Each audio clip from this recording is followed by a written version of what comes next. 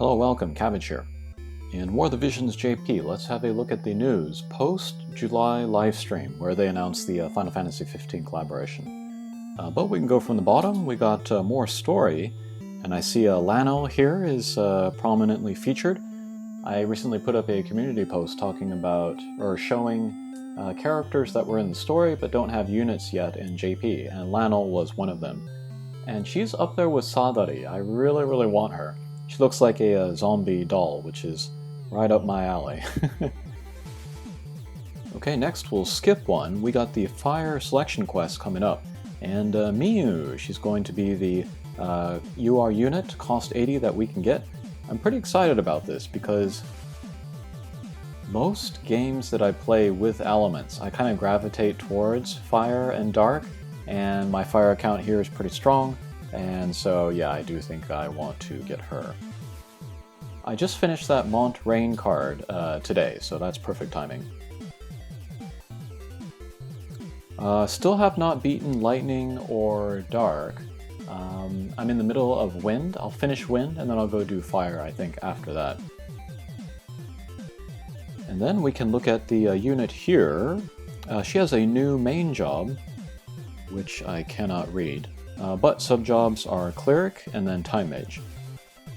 Let's see, this first skill here, this is a range TP. A little bit of AoE.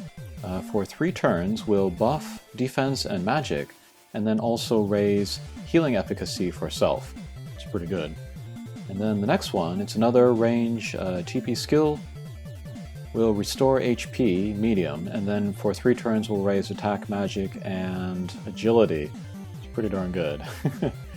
Alright, and then she has the typical team element buff, and then for herself, raise magic 20%.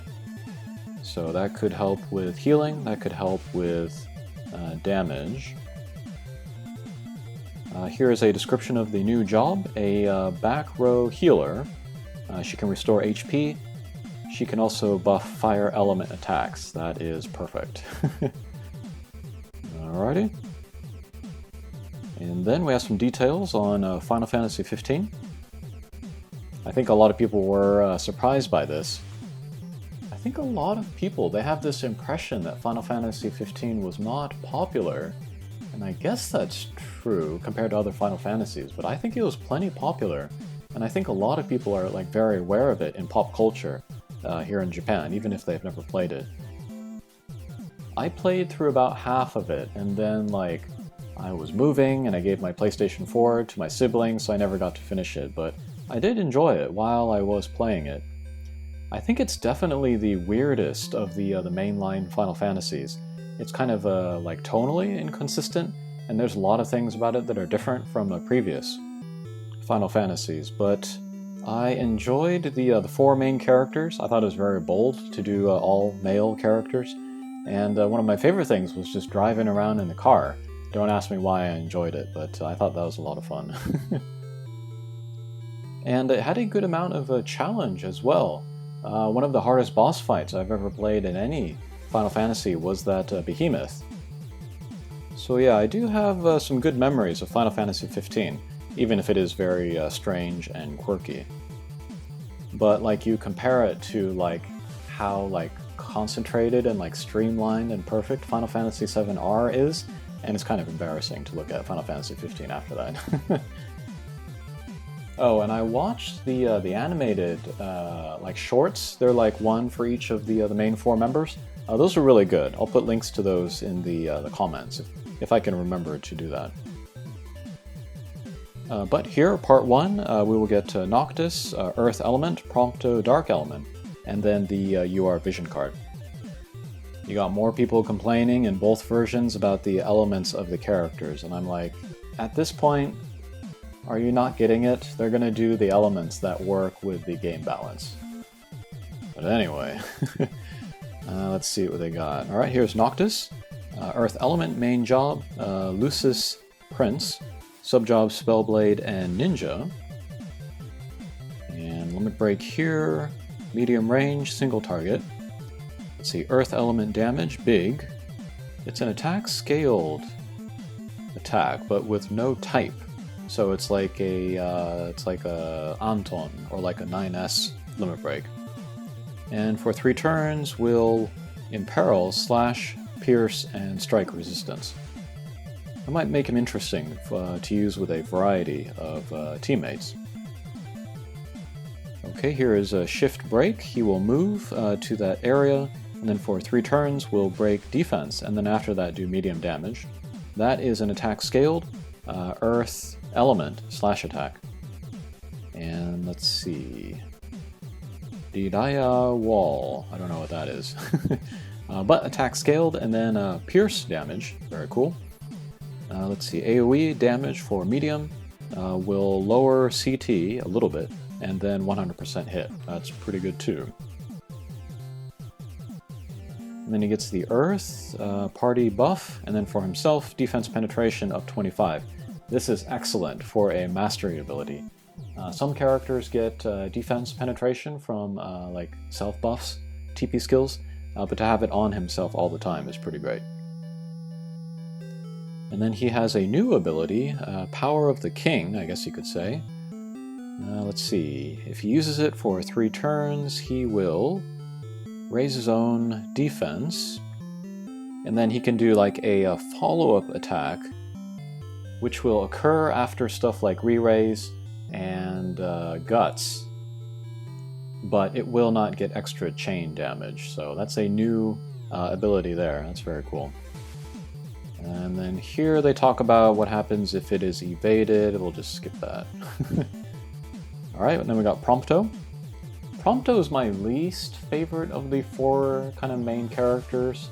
He's dopey, but I think he fulfills, like, he provides a good balance to the rest of the party, so I am grateful that he's there, but not in love with the guy.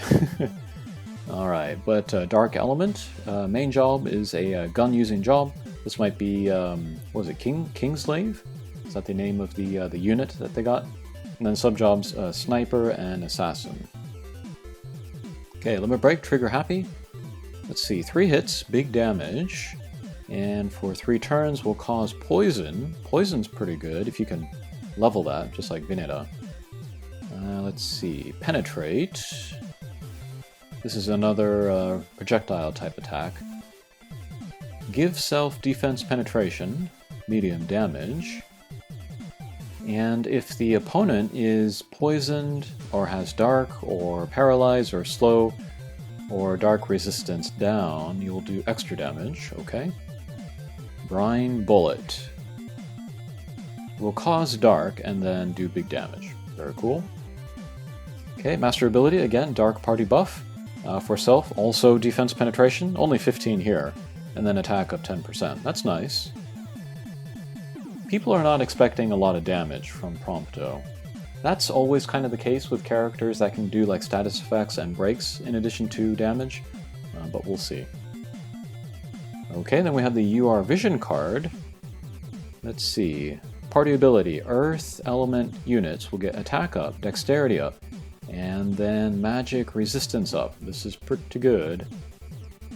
Thinking about the other Earth UR Vision cards, I don't know if any of them just have flat attack.